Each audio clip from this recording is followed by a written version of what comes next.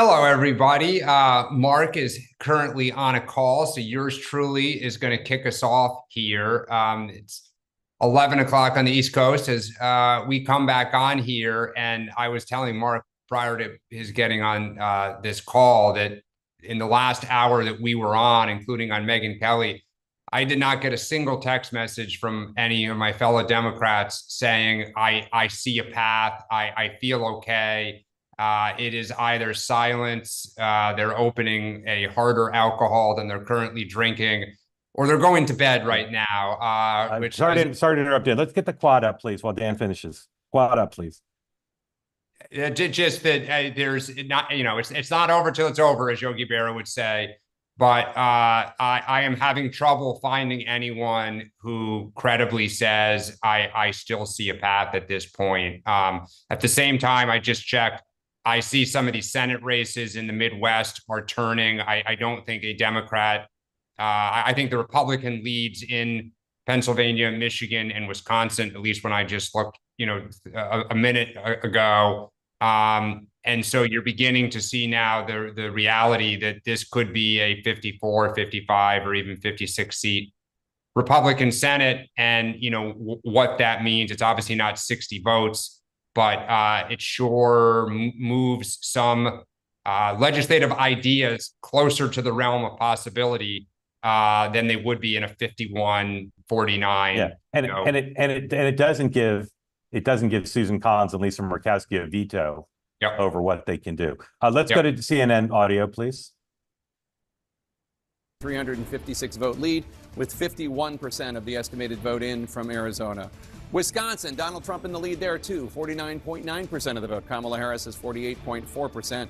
Donald Trump has a 28,576 vote lead with an estimated 59% of the estimated vote in from the Badger State.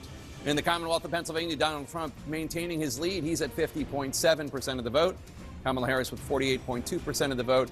Donald Trump with a 119,411 vote lead with 68% of the estimated vote in from Pennsylvania.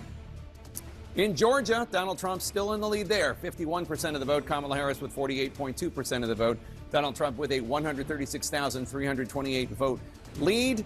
That is with 88% of the estimated vote in from the state of Georgia. In North Carolina, another battleground where Donald Trump leads, 50.8% of the vote. Kamala Harris has 47.8% of the vote. Donald Trump has a 145,388 vote lead over Kamala Harris right now with an estimated 85% of the vote in from the Tar Heel So let me tell you a few things that I've learned while I was gone.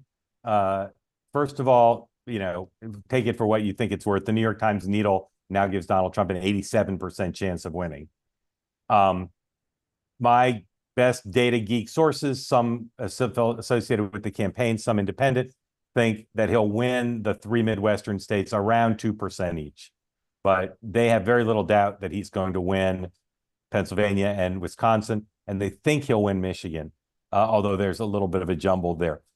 I am told Trump will speak tonight, regardless of whether there are projections. That Mar-a-Lago is kind of chafing at the notion that the media won't want to put Trump over the top tonight, so that even if there are projections for Georgia and North Carolina, which I'm told there will be soon, even if there are projections there, I think what's going to happen is Trump will speak this evening without there being projections in states that total 270 electoral votes. Okay. Let's listen to Fox, please. That she's not doing as well in the rural areas as Biden did.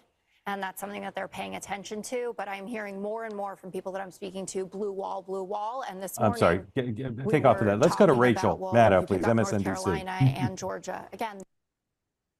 As a result of that bomb threat, again, we are seeing, and the FBI is confirming, and local officials are commenting, and local secretaries, state secretaries of state are commenting on the effect of these bomb threats called into polling places and now counting centers all across the country. None of these bomb threats is thought to be associated with an actual bomb, with anything actually exploding. There hasn't been any sign of that whatsoever. These appear to be false bomb threats that are designed to disrupt. The FBI says in at least some of these cases, these are attributable to Russia, or they are investigating whether or not these may be of Russian origin.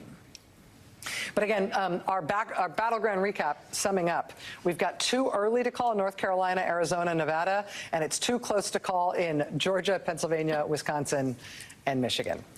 I mean, blue wall, baby, that was always going to be a blue wall night. And Yeah. I think that, I mean, I tried to speak a little bit to some of the fantasies, right, of a landslide victory that would erase any doubt, that would eradicate, you know, the threat of something drawn out. And that is, you know, I'm so loath to quote Don Rumsfeld with all of you, but I will anyway. I feel like Liz Cheney has made that somewhat acceptable again. Still not acceptable. You go to, you go to the polls with the country that you have, and the country we have lives in two totally separated information ecosystems. Whatever happens, we'll have to really understand the information consumption that young men have and why they think that the economy will be better under Donald Trump when it never was. I think that waiting for these blue wall states to come in because they're so close, because households are divided, right? There could be a yard sign in a house that doesn't represent how everyone in the house will vote in either direction. And so I think it's going to be a late night. And I think it's the polls. I mean, I guess a slice of good news that the polls have accurately captured this dead heat. Ari, since you were last with us, I've got nothing to report. Sorry, I can't help but laugh. Go back to CNN, please. We've got the swing states. We've got Reminds me of Joe Lieberman when he was in Georgia, 7th place, and but he blue wall, tied for Pennsylvania, third. Michigan, And Wisconsin. And we've got two we're early in gonna North have to watch a lot of Carolina, two early in MSNBC Arizona because and Nevada. I'm enjoying What's caught your that eye? What and have how you been they're watching? framing it. Well, It's freedom's just compelling. another word for nothing CNN, left to please. report. We all know that one. We don't know who's some pretty big circles in the blue areas, large metropolitan areas and suburban areas where the Democrats do quite well. I just want to say, at 85% reporting statewide and 142,000 vote lead, is it mathematically possible? Are enough votes out there? Yes.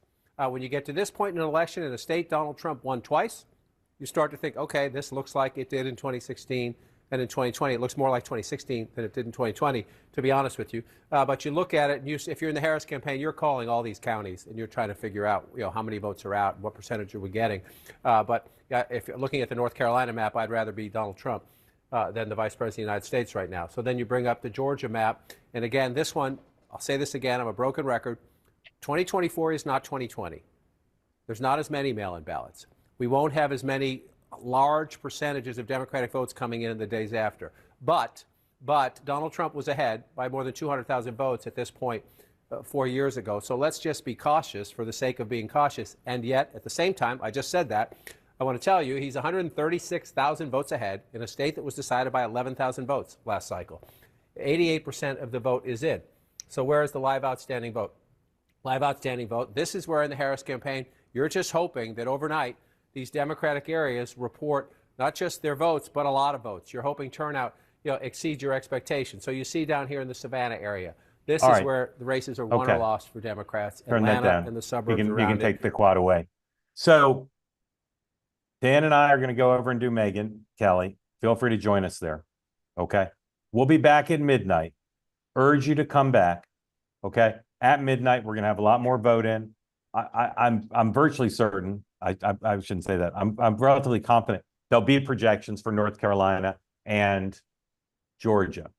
My sense of things, both on the campaign and return side, but also on the TV side and AP, is I bet you we don't have projections in any other states for a while. And there's various reasons for that, both substantive and political. So I think Donald Trump will come out, and maybe he'll come out in the midnight hour. Okay. I don't think Trump at this point is going to win Minnesota. I don't think he's going to win New Mexico. So he's going to win 6 or 7 probably of, and maybe 5 of 7, but at least 5 and maybe all 7 of the 7 battlegrounds. And again, the big story is going to be the demography and how he did it. And then obviously we need to see what happens with the Senate races. With the exception of Ohio, as far as I know, none have been projected. And that'll be a big story. And I don't think we'll know about the House for a while. So what we're going to try to clean up at midnight, and then maybe in the 1 o'clock hour, we're going to try to see if Trump speaks and see what he says. The pool has been called for the vice president. Perhaps she plans to speak as well. So we'll carry those live if those happen, and we'll talk about them. And then we'll try to figure out by, 1, 2 in the morning Eastern time, where is Trump in terms of projected victories. But Dan and I are getting no more pushback at this point from Democrats, and a focus for some Democrats not associated with the Harris campaign is on the question of the Senate. So we will see you in 50 minutes at midnight Eastern time to run through all of that. Come join us on Megyn Kelly if you want, and otherwise we'll see you at midnight. Thank you.